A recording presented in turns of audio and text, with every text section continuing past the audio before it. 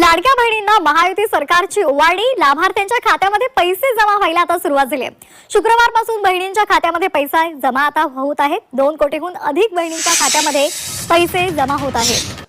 महिला बाल विकास कल्याण मंत्री आहात, परंतु सातत्याने तुमच्या मुख्यमंत्री लाडकी योजना जे गेम चेंजर ठरलेली योजना आहे त्या संदर्भात अनेक बातम्या वृत्तपत्रातून येतात आहेत। काही वृत्तपत्रांनी बातम्या दिल्या की जवळपास 30 लाख अर्ज जे आहेत ते बाद होण्याच्या मार्गावरती आहेत। नाही, मला माहीत नाही हा आकडा कुठून येतोय ते। मी त्या वर्तमानपत्रातली बातमी आणखीन डिटेलमध्ये वाचलेली नाही आहे। आपल्या तुमच्या चॅनलच्या माध्यमातून मी सकाळी एक अपडेट बघितले, पण माझी तुमच्याच माध्यमातून सर्व माझ्या लाडक्या बहिणींना विनंती राहील की अशा पद्धतीच्या कुठल्याही बातम्यांना, अफवांना आपण बळी पडू नये।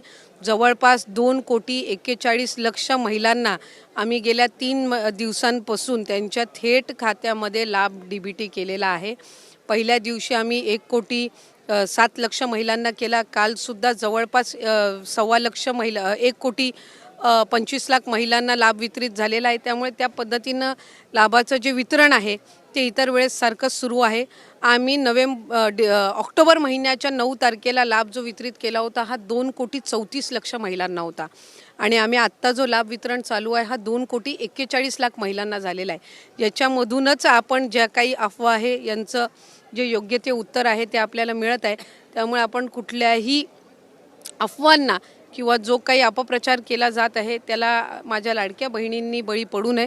आपल्या राज्याचे जे 3 लाडके भाऊ आहेत, आदरणीय फडणवीस साहेब, एकनाथजी शिंदे साहेब आणि आदरणीय अजितदादा यांनी आपल्याला शब्द दिलेला आहे की लाडकी बहीण योजना ही यशस्वीरित्या अशीच पुढे सुद्धा चालू राहील, आणि त्या शब्दाचा आणि तुम्ही बांधलेल्या राखीचा मान ते निश्चितपणाने ठेवणार। पण किती स्वेच्छेने संपूर्ण अर्ज जे आहेत ते घेतलेले आहेत, म्हणजे किती महिलांनी स्वतःहून नाकारलेले आहेत? त्याची आकडेवारी रोज ही बदलत असते, त्याच्यामुळे त्या संदर्भामध्ये मला डे टू डे काही अपडेट आत्ताच्या घडीला नाही आहे, पण ते काही फार नाही आहेत, हजारोंच्या संख्येमध्ये आहेत।